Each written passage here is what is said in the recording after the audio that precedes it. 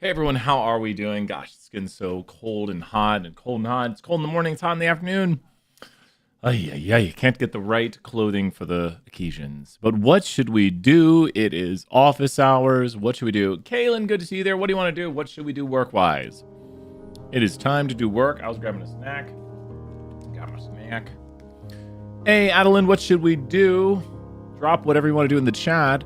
I've got MyPearson open. We can do Canvas content. Whatever you want to do. It is your office hours. It's your time here. I see chapter 8. Canvas content's not due till Friday. Oh, I think I'm getting a haircut call. 1 second. Be right back.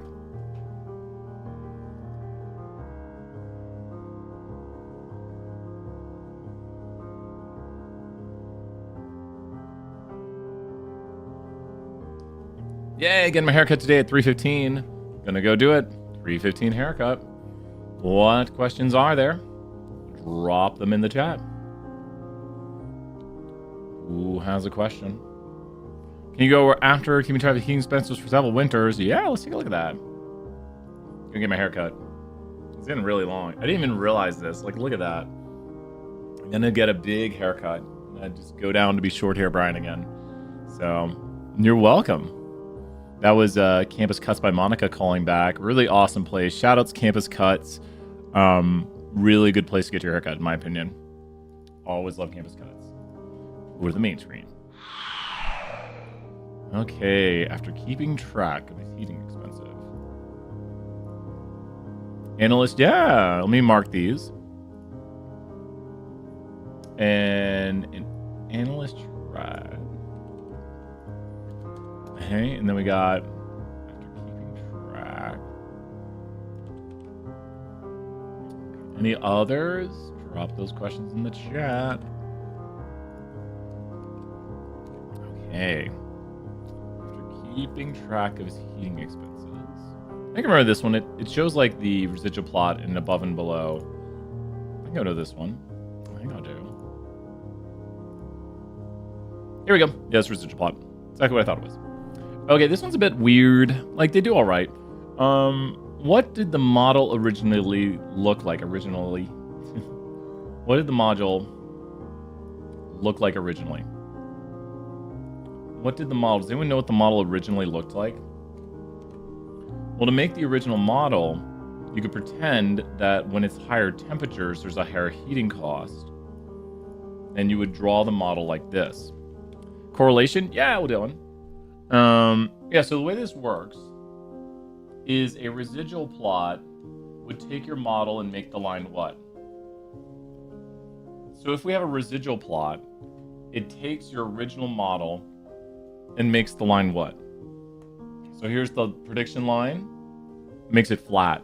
So you can see the dots right here that are like here, here, here, here, here, here, here. And the residual plot is if you take this model and make it flat. Now it's not copying, but that is the plot right there with the line that goes up. And then the residual plot makes it flat. So you literally just take this plot and you put the line flat and you set it equal to 0 because anything on the line would have a 0 residual. Anything above the line would have a positive residual. And this is probably what it came from, a model that looked something like this. And I made the points easier to see. So residual plot, new character.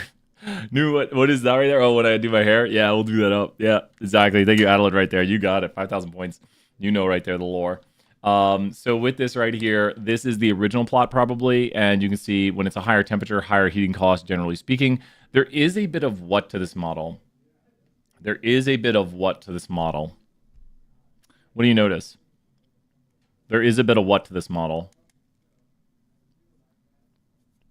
QQ, straight enough. No outliers, plot doesn't thicken. Bit of a curve, nonlinearity. We'll see what they note about it. You can see the curve or the nonlinear nature also in the data right here. It's got this bend. Residual plots are good for showing that. Interpret the slope. And so with this right here, the slope is going to be, and we'll have MuBot type the slope. And I'm going to probably do this so we can get through a lot of questions today. We need to know slope interpretation for the test. The slope is what value? Just tell me the value of the slope, and then I'll interpret it. What is the value of the slope? And then I'm going to highlight the values as I say it. Just what is the value of the slope?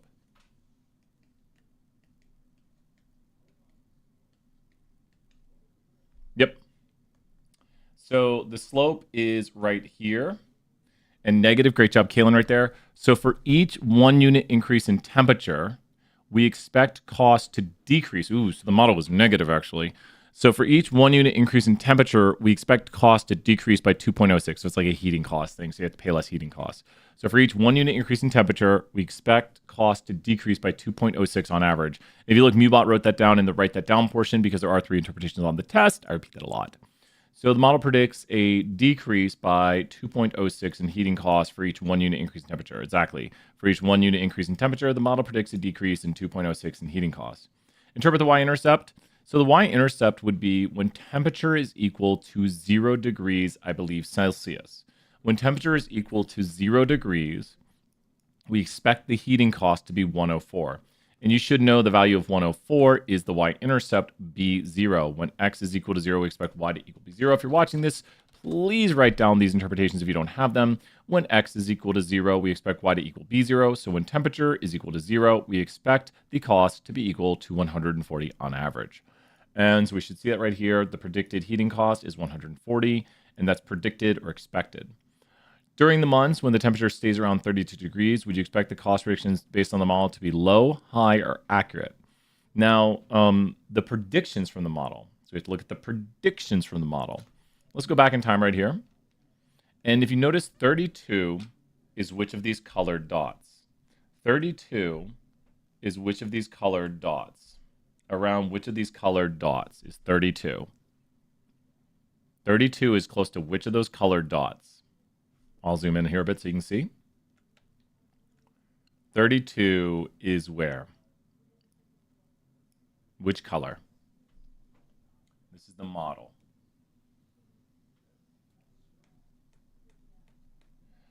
This is probably, good guess, Kaylin, will throw you some points right there. That's probably around like 37. And this is closer to 32. And the yellow dot is probably around 25. Does that make sense? Now you're seeing it. Great work. I think you see it now. So the model is predicting too high, too low, or just right. The model is predicting too high or too low or just right. The model's predictions are probably what for this? Because the model is the purple line up here. And then these are the actual observations. They have negative residuals. The model is predicting too high or too low. What do you think? Well, you look where the model's at. Look where the point's at. The model is what? The model is predicting too high. Too high. Model's too high.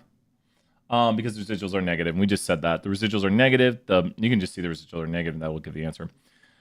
What heating cost does the model predict for a month with 10 degrees? So what do we do to predict for the 10 degrees? Just say it with me. We what it in? If we predict the heating cost for 10 degrees, we what? Just plug it in. Yep. So now we get the predicted heating cost. This is not the actual heating cost. We're just plugging it in. Great work, Kaylin, right here. Really good practice. This is going to get predicted heating costs. And there we go. That is the predicted heating cost. And then it says, during one of the months on which the model is based, the temperature was 10 degrees. What were the actual heating costs for this month? Now, this is where it gets interesting, and this is a tougher problem. So if you look here, take a look. We predicted what? 119. Maybe I'll take a screenshot of this. We predicted 119. That means 119.4 is here. Maybe I should use a different color. Yeah, this is where people should get lost. This is a tougher part. This is the tough question. The actual answer is how much lower.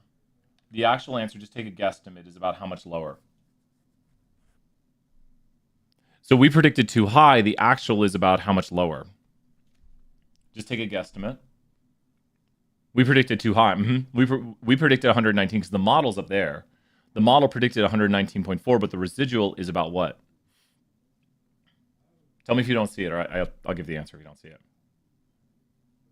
So I'm asking, what is the quantity of this residual? The quantity of that residual is probably close to what? So you have to look over here. What is the quantity of the residual? Like how much lower is the actual than the predicted? I got on my about -4. So what would you do to get the predicted down, or the actual down here? If you want to get the actual, we'll call this the actual down here. What would the actual be equal to? The predicted up there. The predicted, this is predicted. So how would you get the actual? And this is residual E. And are you seeing? Yeah. So what do you think it is? And then you just check your math. You can plug into the equation, but I think the actual is 4 lower than the predicted. So what do you think it should be? Because I mean, that's what we see is the actual is 4 lower than the predicted. So you can plug it into the equation, but also, what do you think? Exactly. It's 4 lower. And then you can check your math to be like, is the predicted, like the actual, do they have a difference of 4? So that right there, I think, is key to understand what's going on. We solved the equation for the predicted. I'll circle that in blue. This gave the predicted value right here from the equation. And then once we plug it in, we can then figure out that it's a very good question. It's tricky. So it's 4 lower, 115.4. I say round to the nearest cent. I think we're good, right? Because that's 115.4. Do you think the homeowner should use this model? It's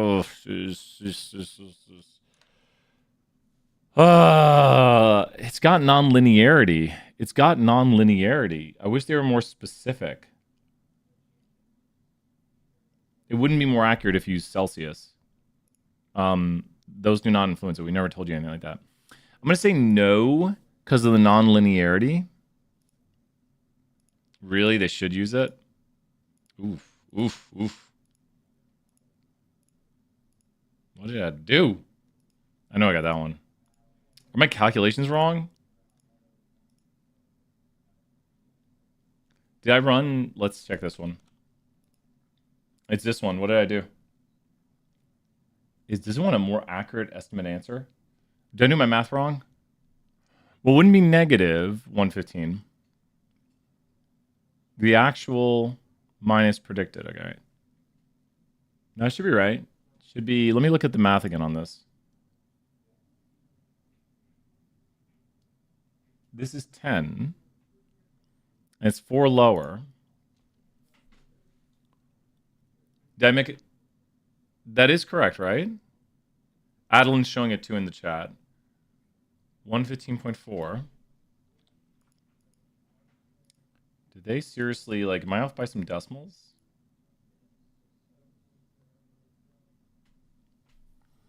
Take a look at what it says. This is ridiculous. Take a look at what it says. I know the answer now. I did everything right. Who wants to say it for 5,000 points? This is ridiculous to then... This is where you email me and get points back. It's ridiculous. I've done this question a lot. Let me put the timestamp. Tell me the problem. Stat tool. Who sees it? I know, right, bro? There we go. And I think it's got a wide margin of error. It's got plus or minus on it. See, you can guesstimate it. It's very nice. I think it has plus or minus 1. Yeah. So the right answer is 115, and then it does a plus or minus 1. So it's very forgiving on what you estimate. Yeah, that's ridiculous. I wonder if it's it'll give 117. Probably won't give that. Yeah. The correct answer is 115. Now am I paused? Everything is breaking. You guys can hear me still, right? The screen is not changing. The audio is going. My video is paused. Did the camera just lag out? No. No. Well, let me reset the camera. MyPearson broke our internet. Okay, you guys can hear me. And so 1 second here, I'm going to try a reset on this. Then we'll do more questions. MyPearson can't stop us. I've had this happen before where the camera freezes. Actually, I might have hit a button combo because I do have the ability to freeze my picture. I do have a freeze frame ability. I should be careful. Could hit a bunch of buttons that could mess things up. I'm looking settings right now and see if I have a setting to change it. It's under hotkeys. So 1 second right here, hotkeys, okay. Pause. 80s effect. Now freeze.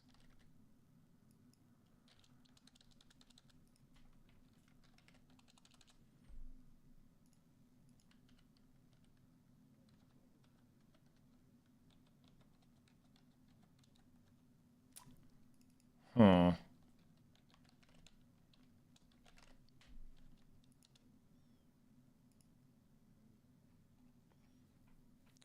What were the answers for the last two parts on the hearing question? On this question right here? Oh, the question we just did, the heating question? Yes, here, I'll go back to it and show it. Do you think they should use the model? No. And then the units don't change it. Do you think they should use the model? No. I was right when I chose that first.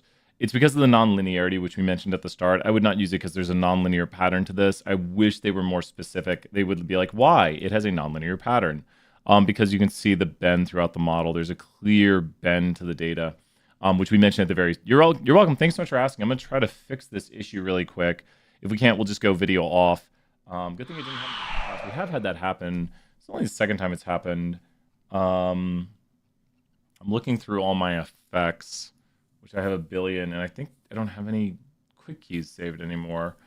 So my video is just like randomly paused with me. Let me do this. Let me go to the camera. Okay. And the camera should be paused. Loading in the camera. The camera might be offline. There you go. That's what the camera currently shows. Camera shows nothing. So, wow. Maybe we'll just wait for it to reset. Okay. I have to reset the computer probably. So, that doesn't fix it. Oh. Next question, we have an analyst tried. So apparently we're going no camera today. Camera just said nope. I didn't even pause on a funny face. Last time I paused on a funny face where people were like cracking up and I would just like appear on the screen. And I was looking all like smiling really big. It was people just cracked up. And I used that for like the whole class when it broke. You never know what's going to happen. Technology just does something weird every once in a while. Okay, we got another MyPearson question, chapter 8. And let's go do it. An analyst tried. What are we going to do after this? This is our last question. Here we go. An analyst tried a fitting regression model. And what did they do? They made up an equation right here predicting January based on December.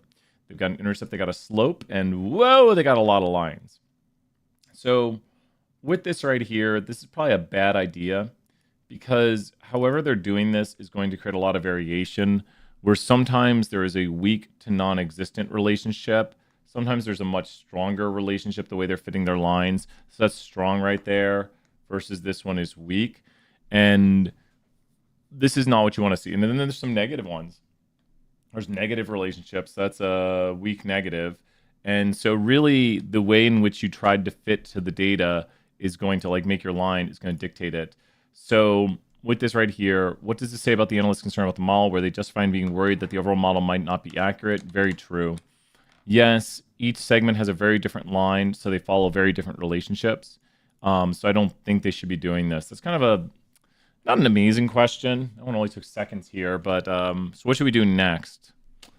Let's see, I probably can't, like, do I have to turn off the camera? Could you help the Tour de France one? Yeah, let's do Tour de France. You got it right there, Nancy. I think it's all the way here at the end. Yay, Tour de France. 100 years ago. 100 years ago. There's homework 10, if you want, Jordan. Is that what you're thinking about the sample survey one? Homework 10? We could do homework 10. Homework 9 is, I think, multiple regression. We don't do it, so you don't have to do it. Homework 10 we could do. 21:58. Okay. Over 100 years, the Tour de France has had an average time of 25.67 kilometers, average speed. No worries. Around 16 miles per hour. That's not that fast. By the 21st century, the riders were going 40 kilometers per hour, nearly 25 miles per hour. That's pretty fast. So with this, figure out how the data looks. So if you take a look at the data, let's see if there's any dips at the end. Let's go right here. Did they update the series? pretty more recent. I think they updated some data. Does the data have a sudden dip at the end of the series? Does this data suddenly go down to the low 30s, yes or no? The end of the series or the end of the data is here at 2020. Does it suddenly dip at the end? No, it doesn't. So we know that data is not going to dip at the end, and it's going to start in the, it's going to start here. And there are some missingness. If you notice, the missingness occurs from 1940 to 1946. And then I think there's also missingness down here between 1915 and 1918. It's probably the World Wars. And I feel like that's a more recentish question. So there's not a dip at the end. That means it must be this series. Does that make sense? There's no sudden drop. So you can immediately eliminate this one, and this one, because the series has gaps, we said from like 1915 to 1919, and the 1940s early about. And the series actually levels off at the end, kind of. There's random variation. And if you look at the end of the series, it levels off in the 40s, right about there. So you go here and look at the plot again, and you can see the leveling off around 40 towards the end of the data. So that is the answer there.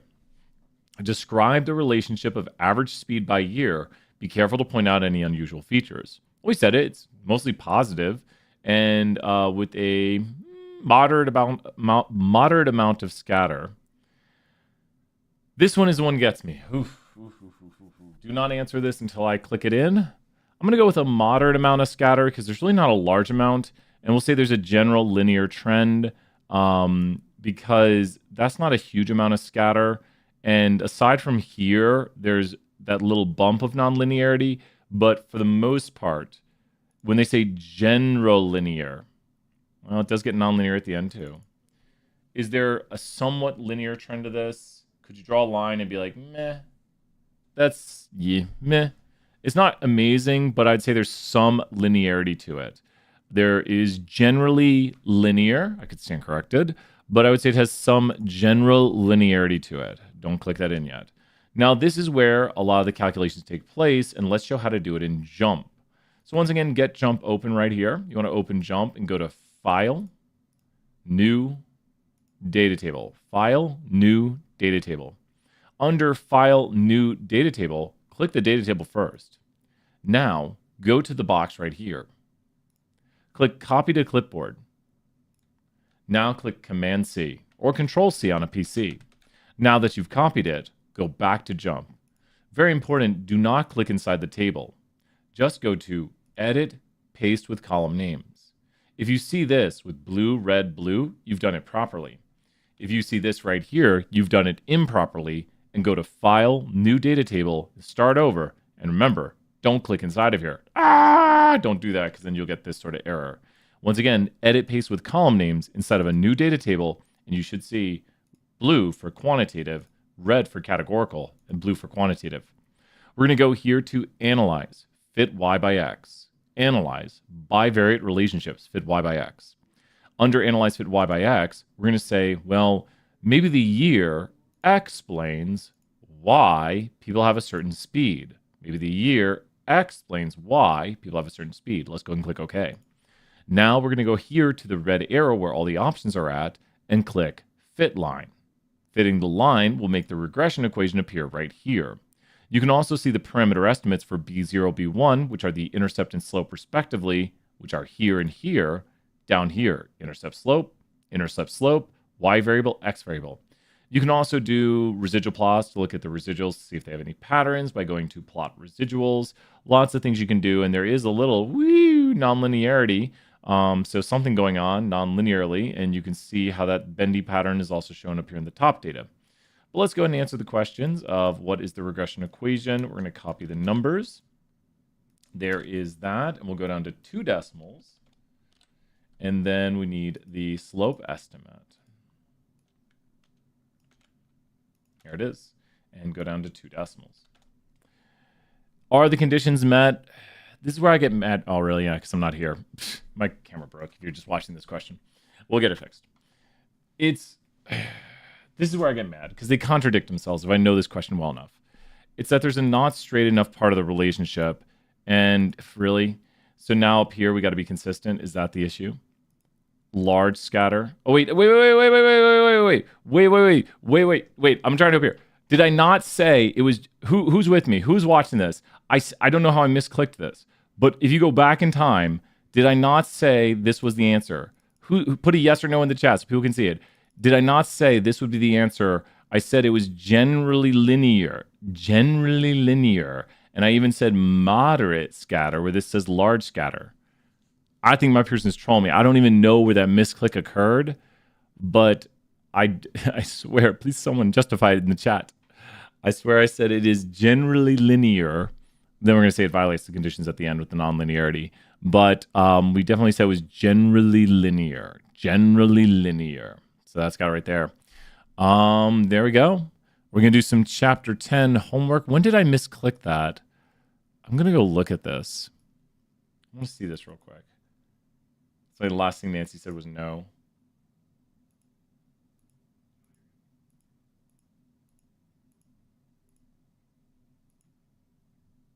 There it is. There it is. There I am talking about it. I've got C selected. I got C selected. There, it happened in here. When did it happen?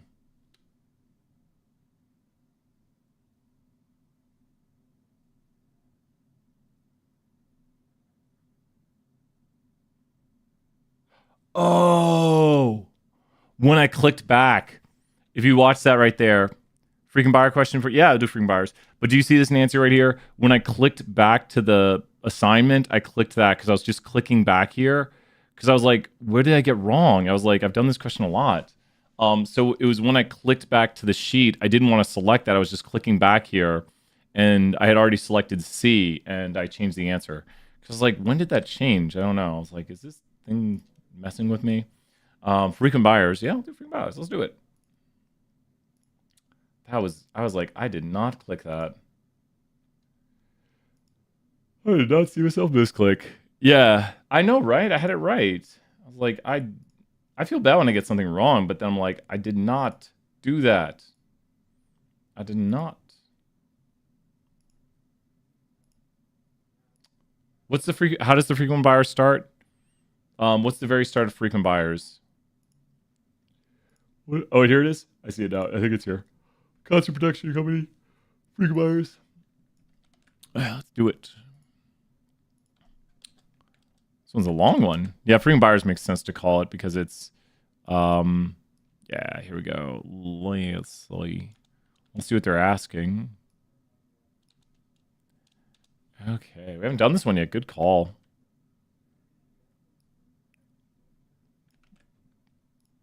The videos basically have all the questions. If you go to the recent office hours, you can find pretty much everything recent we're doing. Okay. So with this right here, click the icon to view the scatter plot of advanced sales versus total revenue. So with this right here, where is the X base of this model? Where is the X base of this model?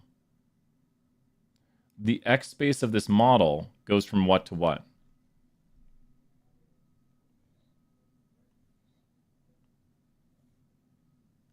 The X space of this model goes from what to what? The X space of this model goes from what to what?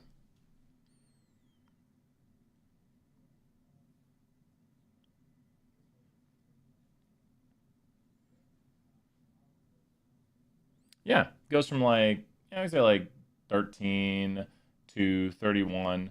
So if an artist doesn't offer advanced sales, the model would be down here, and we are whatting the model to predict. If the artist does not offer advanced sales, you'd have to what your model to make predictions. If the artist does not offer advanced sales, you'd have to be whatting your model to make predictions. Because it's not inside the X space. So you probably shouldn't make predictions down there. You don't have data. If you don't have data, you have to what your model. What is the key word to know for this chapter? I'll say it here in a second because you're not inside your X space. So you're outside the X space by which the model is built. So you're probably whatting your model. What's the key word to know? X whatting. You'd have to what your model to make predictions here. Because we don't have data there. So if you don't have data, you are extrapolating your model. So we go right here. A point representing a performer who refuses to do advanced sales is far from the other ones used to make the model for predicting total revenue. Therefore, the extrapolation is not valid. So you're extrapolating right there. Does that make sense? So you'd be extrapolating too far from your model. So we would say like, yeah, I don't think we can really extrapolate out this far because the model, if you leave the X space of the data you're extrapolating, you might be able to predict down here-ish or like there, but you really don't want to extrapolate too far out lest you are predicting in areas where you don't have data and you do not know what the model's really doing. Does that make sense? Let me know. Yeah, that's it. It's talking about extrapolation. Extrapolation is predicting beyond the X bounds of your model. And that's what extrapolating is. I think we've done almost all of these. We've done a good job. We're always cover more. I'm so tired. I thought I caught up on sleep, and then I bashed my finger. And then I couldn't sleep on Sunday night. I kept waking up, and now my finger doesn't hurt as much. I got x-rays. My hand's all right. Yay! No big problems with my hand. They said it'll heal. I'm taking a week off working out. I'm going to do cardio. So can we do quiz 10? Yeah, what things on? Should we do homework 10 or quiz 10? Good to see you, Daryl. Throw some points. Should we do the full homework 10? Full homework 10 in this video? Can we do the correlation between cell phone usage and expected is very high on the quiz? Quiz 8? Yeah, let's do quiz 8. Focus a lot on quiz 8. Mm-hmm. Yeah, the quiz is way harder than the homework. There's like a billion quiz questions. The quiz is painful. Quiz is painful. There's some that even I'm like, really? Really? The quiz is harder than the test. And that's why knowing definitions is very important for the test. What's this start out? The correlation. Here it is, correlation. The correlation. You can drop questions in if you want right now. Just name the question and where it's from. And here we go. The correlation. So it's saying that there is a high correlation between life expectancy and cell phone usage. But here's the thing. We would never say having cell phones causes you to live longer because people who own cell phones might have more what? And not saying we know it's this, but just think logically. People who have more cell phones or buy newer cell phones might have more what? People who have more cell phones don't read their answers. I'd be appearing on the screen and blocking out the answers. They might have more money, exactly. So money is a lurking variable. Lurking variables are things that are outside the XY relationship. Our classic example of lurking variables is when you have right here, you have like shark attacks. So shark attacks, shark attack, street sharks. And then you go here, ice cream sales. And the lurking variable is going to be summer. And summer is going to be the kind of Z variable, I call it. You've got like X, you've got Y. So you have X, you have Y, and then you have Z, which is a lurking variable. So the variable that is outside the XY paradigm that is probably controlling the two, shark attacks probably occur more in summer. Ice cream sales probably are higher in summer, but it's shark attacks and ice cream sales that look to be connected. So I would say cell phones are expensive and there are alternatives. Cell phones are easy to obtain now. It looks like it's going to be this one. Cell phones are expensive and there are alternative treatments that may increase life expectancy more consistently. The existence of a strong relationship between an ownership of a cell phone and life expectancy does not imply that cell phones should be subsidized. Kind of like that. No, cell phones are easier to obtain for people who are Okay, wait, here we go. Cell phones are easier to obtain for people who are relatively wealthy, and those who are wealthier typically have higher life expectancy. Since there is a lurking variable in the model, cell phones should not be subsidized. Yeah, it's kind of a pretty good answer. And that's exactly what we said right there, that money is probably the lurking variable. That it's like, if you have cell phones, you probably have more money. If you live longer, you probably have more money. It doesn't mean you will, but money is more connected to owning cell phones and living longer. So good question. The phraseology of it, it's all right. Which ones do you want to do, Daryl? We can open up the quiz. We've done a lot of chapter 8 quiz. Yeah, which one should we do? What should we do? Chapter 10 quiz. Replace question. We do the full homework. People probably already done the full homework. There are so many questions on this homework. Look at all those questions. So many. Look, it says it should only take 2 minutes. You do this whole thing right here in a lot of questions. Occasionally when Mark fills his gas, he figures out, yeah. Okay, let's see. Occasionally when Mark Vilstromite fills his car, occasionally when he's saving the world as invincible. You know what we should do? Wait.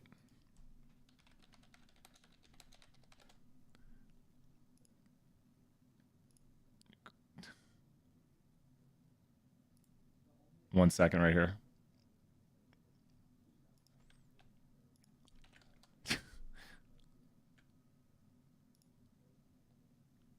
I'm doing something fun real quick, Daryl. This is from me right here. There we go. And then 2 seconds. Okay, let me put up my SpongeBob thing.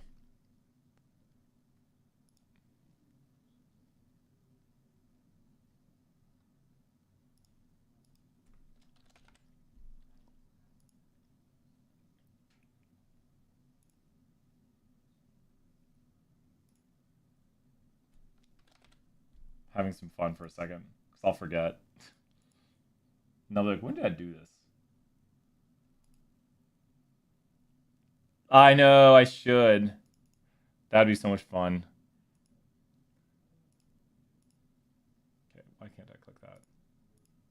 There we go. And then I have to remove it. I just be like, wow. I don't know of a way to like just hit that on the screen, just yeah, you get it. Okay, let's find the question. There we go. Now we have that stored. No, Adeline, no, just send me that, Madeline. Adeline, sorry, Adeline. Oh, jeez. Occasionally when Mark fills up his car, send me that one because you were here working on it. Tell me if you see the number. These can be tricky too to find. I always need a moment to like goof off and have a moment of fun right there. Where's Mark filling up his car? Mister's at Texas A&M. Did you? I didn't see it. Where was it, Daryl? Occasionally Mark fills up his car. Can you Discord it? I'm not seeing it.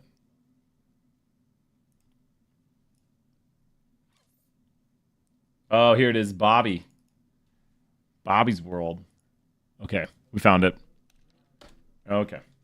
40, 53. They're trying to trick us. Occasionally when Mark's friend Bobby fills up his car. Okay, occasionally when Mark fills his car. Okay. He figures out how many miles per gallon he got. He wrote these down after 3 fill-ups in the past few months. Overall, he gets 24 miles per gallon, 24.8, whatever. What statistic has he calculated? So don't even look at their answers. He's calculated a sample what? Clearly he's calculated a sample what because it says this. So he's doing it for like 3 fill-ups on what? Clearly, he's calculated a sample what?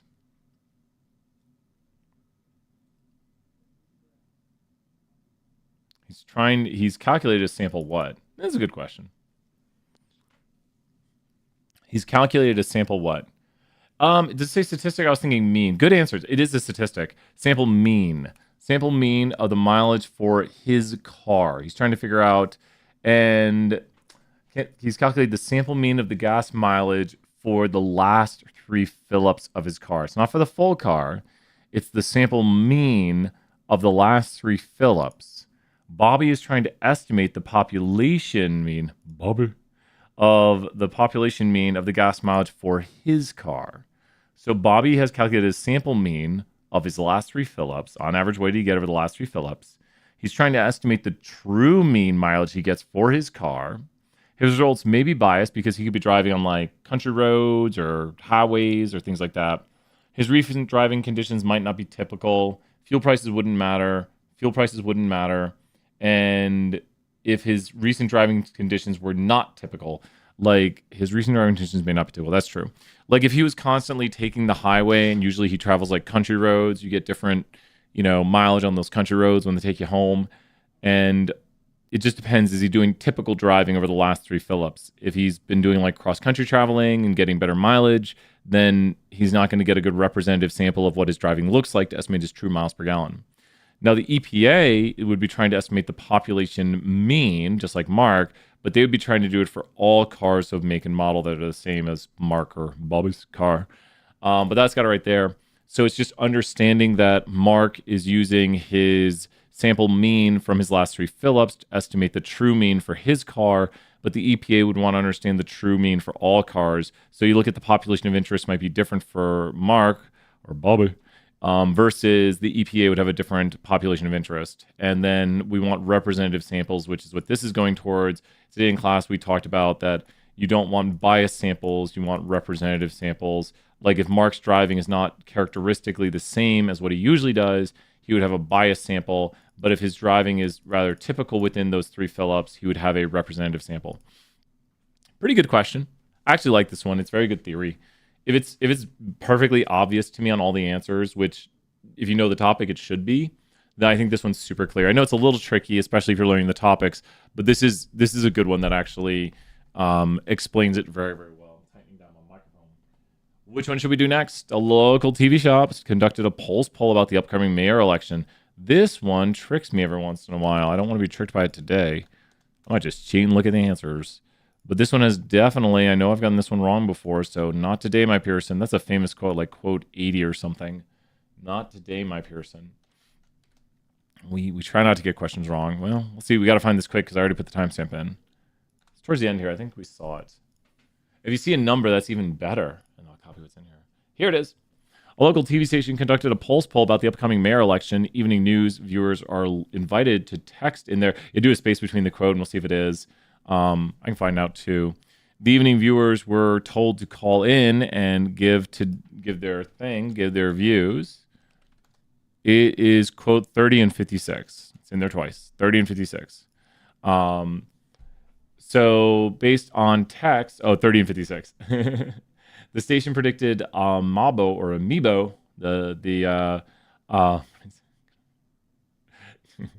Amiibo would win the election 52% of the votes. They were wrong. Amiibo lost, getting 46% of the vote. Do you think the station's faulty prediction is more likely to be a result of bias or sampling error?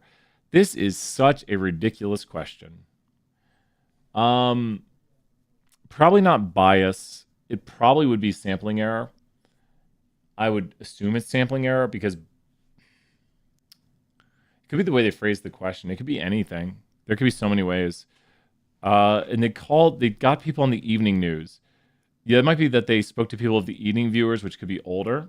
So let's say it's a result of sampling error that they went for taking their sample from evening viewers. The station's faulty prediction is a result of sampling error. The description of the sample might suggest the samples should be representative of TV viewers. However, not every viewer will text in their vote. I wanted to say something about the evening. The station's is a result of sampling error. The sampling method suggests that the sample should be representative of the voters and the message performed properly.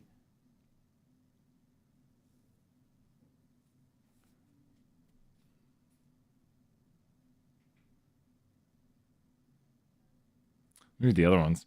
The station's faulty prediction is a result of bias. The TV station could select which voters to count when predicting the winner. Oh, no, they're not going to do that. That's just wrong. The station's faulty prediction is a result of bias. The description of the sampling method suggests the samples should be representative of the TV's viewers of the station. Evening viewers. I like that. Really? There we go. First guess. That is so mean. So mean. I don't like that question. We were ready for that. Not today, MyPearson. There is the answer. That is just mean. Bias, we talk about in our class. You see, They mentioned the evening. That's where they got me. I know that question gets me all the time. I said it was going to get me. The biases we mentioned are going to be, not the sampling frame. The biases we mentioned are voluntary bias, convenience bias, undercoverage bias, non-response bias, and response bias. None of those really took place right there. It was probably how they collected the data, and they did like a survey of people just in the evening. So the station's faulty prediction is probably due to sampling error, the way in which they took their sample. The description and sampling method suggests that the sample should be representative of all TV viewers. However, not every viewer will text in their vote for the mayoral election. It should say not every viewer, because this was done in the evening. Thus, they have under coverage, which is a bias. It's, which number is this? 22? I might just delete this question. That's how mad I am at this question. I think I might delete this question, Daryl. Let me go over here. The answer is this one. This is the right answer. I'm going to delete it. I just don't like the way it's organized. It is question 22. Let me go here. Yeah, it's really... The way they state it, they tell you that it was done in like the evening, so you would assume that by doing evening viewers, you're being biased towards those who watch in the evening who might have differing views than those who don't watch in the evening, and then that would be an undercoverage bias. So it's whoever wrote that question really did not isolate a good question. So I'm going in here. This, I think I can replace it. 22? How many questions are there? It is, yeah, it's 22. Okay, here we go. 22. Replace question. Chapter 10. I'm just going to choose like a multiple choice one to replace it with. Oh, that's cool. Yeah, it's the way MyPearson does this is so... Okay.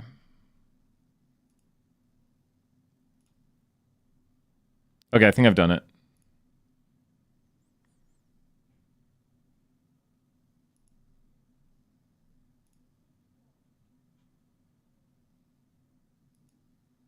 I think I've done it. Oh, done.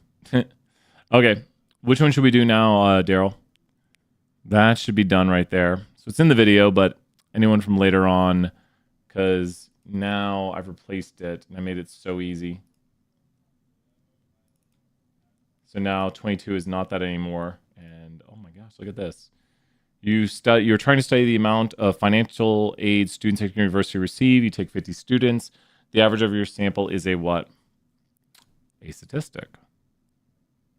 Whee! Cancel. A friend of yours, IntroStat Club, obtains permission to randomly sample the students at the university to conduct a survey of recent changes on environmental policy. Woo! Is down here. These are big ones. We'll find it. Jill fills up their car.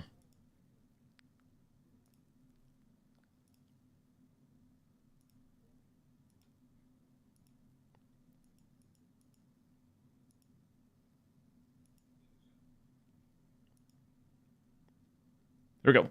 Oh, we got this. Wait, no, wait. This is not it. Oh, here it is. Yeah, we got this. So they sample... So what's it going to be, Daryl? They sample 50 of each group. They're obviously whatting. I said obviously, but they're sampling 50 of each group, and they're making sure to acknowledge differences. That's a hint right there.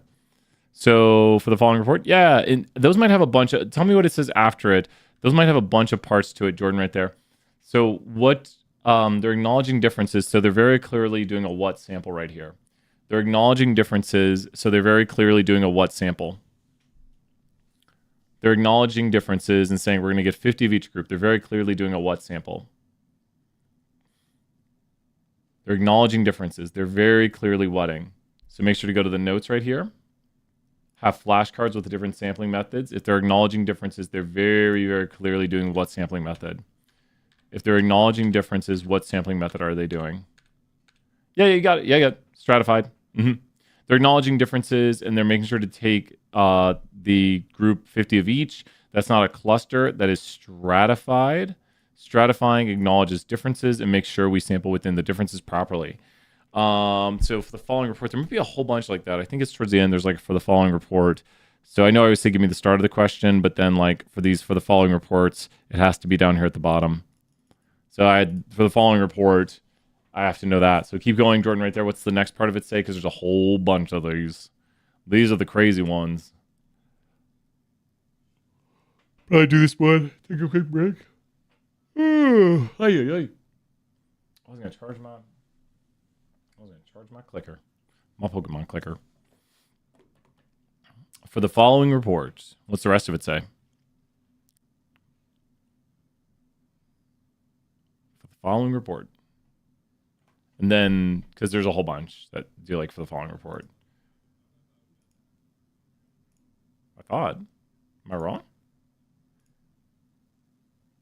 Maybe I'm going crazy. There it is for the following report. Can you do the following question? 2 members of PTA? Yeah, we'll just do PTA. Is that a... Yep, we'll do the PTA. 2 members of the PTA. About assist. Can you grab me the paragraph right below where it says like this, like state police? Like grab me whatever this says. State police set up a roadblock, and then say like it's for the following report. So tell me what it says down there where it does that, and it says that 2 members of the PTA. You got it, Emily? And that'll help me find the question because there's a lot of similar ones. Okay. I'm getting the question right here. 53, 4-3. Okay. 2 members of the PTA have a proposal. The company questions to ask seeking parents' opinions. Question 1, should elementary school age children have to pass high stakes tests in order to remain with their classmates? I mean, I think you got to pass tests. That's my opinion. Question 2, should schools and students be held accountable for meeting yearly learning goals by testing students before they advance to the next grade? Yeah. No. Food safety, thank you so much right there, Jordan. We'll do that one next year. I think Daryl's got one too. Do you think responses to these questions might differ? What kind of bias is this? Okay, so they're looking at some response bias. Okay, question 1, should elementary school-age children have to pass high-stakes tests in order to remain with their classmates?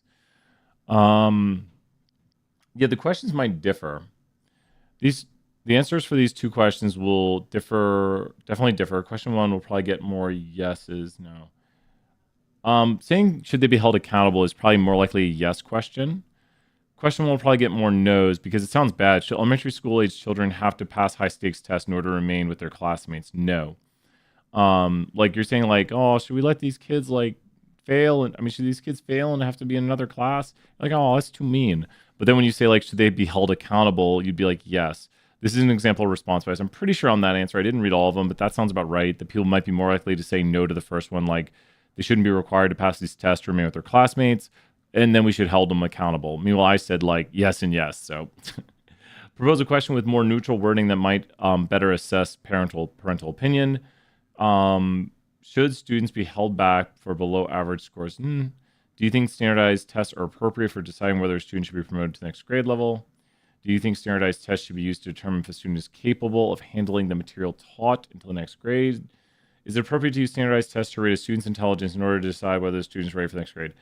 Really, shorter is better with a lot of these. Should students, do you think standardized tests are appropriate for deciding whether a student should be promoted to the next grade?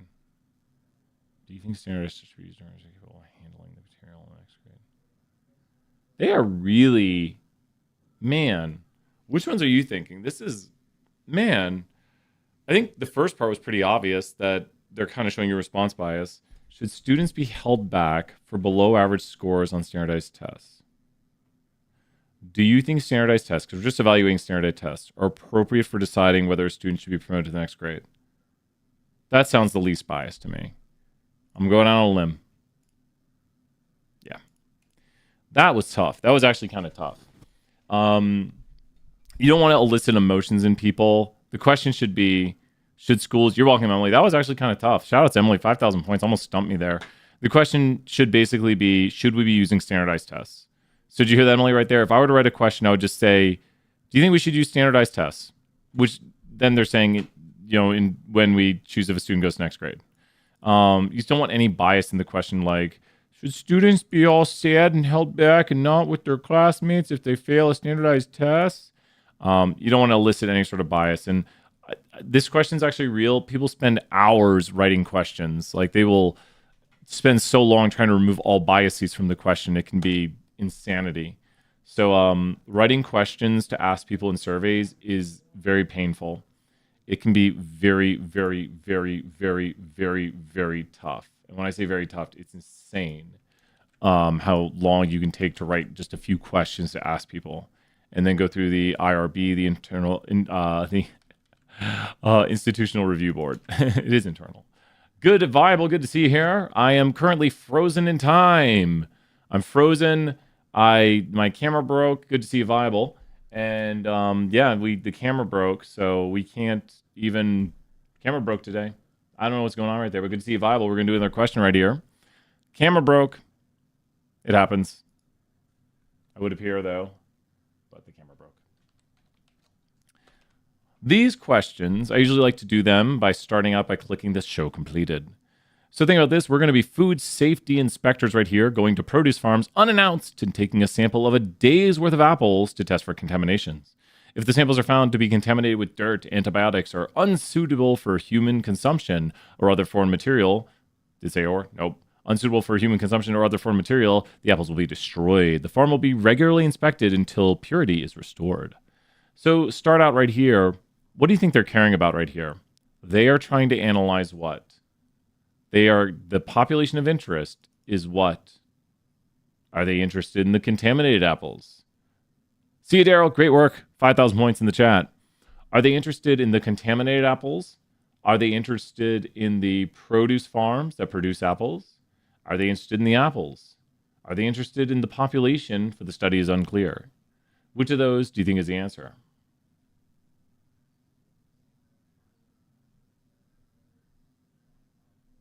Which of those do you think it is? A, B, C, D, or E? It sounds to me like they're analyzing what? What are they analyzing?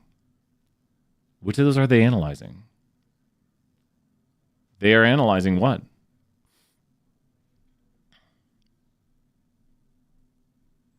Sounds to me like they're analyzing the apples. Click show complete. All produce farms. I stand corrected. All produce farms. So they're interested in all produce farms? Let me double check right here. Food safety inspectors visit produce farms unannounced. So actually, they visit produce farms. So they are trying to figure out the produce farms. And it doesn't quite say what they're analyzing about the produce farms, but they are going to take from the produce farms apples. And although they're studying the apples, they want to know how well the produce farm is doing. And then we got a bunch of characteristics that's not so clear what they're studying. What is the sample frame?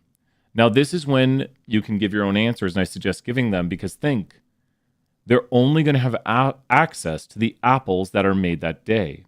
So the sample frame is everything we have access to sample. So the sample frame would clearly be apples that are there when they arrive that day. There you go. Apples produced at the produce farm that day is the sample frame. Once again, if you read what is the sample frame, you should know what it is without looking at their answers. And I wish sometimes they were a little more clear on these. Next thing says, identify the sample. Well, the apples they take, whatever apples they take are going to be the sample. So 1 day's worth of apples right there. It does say right here, they take a sample of a day's worth of apples. So 1 day worth of apples, the apples they take right there, very clearly stated. So that's another good one. Identify the sampling method right here. It's kind of a cluster sample on day. They're just taking a whole bunch, like a batch of apples from that day. It's not really well defined, but it's kind of convenience, non-random. Yeah, they're just taking the easiest apples to get to. So it is a little bit of convenience, which is a little bit of bias right there. Little bit of bias. Identify what group would be left out. It's not really anything left out. We could say the apples not produced that day. It would really be not much left out. No group was left out. So there's really not much left out. No, it's not the farms they didn't visit. We're only focusing on the farm they visit now. Last but not least, identify any possible sources of bias. Well, we didn't identify any, so there's no sources of bias. There you go. We didn't say there were any sources of bias, that they left things out or anything. I do think they should point this out. That's why I get a little bit mad at MyPearson right here, because they should point out that it was a little bit convenience. But notice none of these say convenience bias, even though it's convenience sampling. Under coverage would be if we went to like a golden apple farm, we didn't get like crisps or something like that.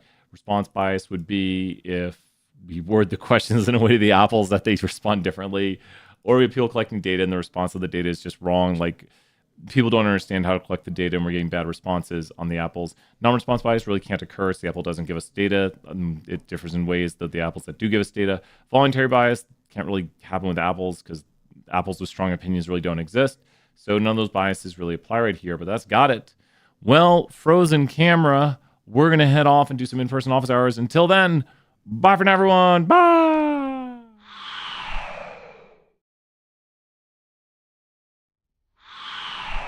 We've almost got these new intros ready. We're almost there. This has been going for like 20 hours. This ends now.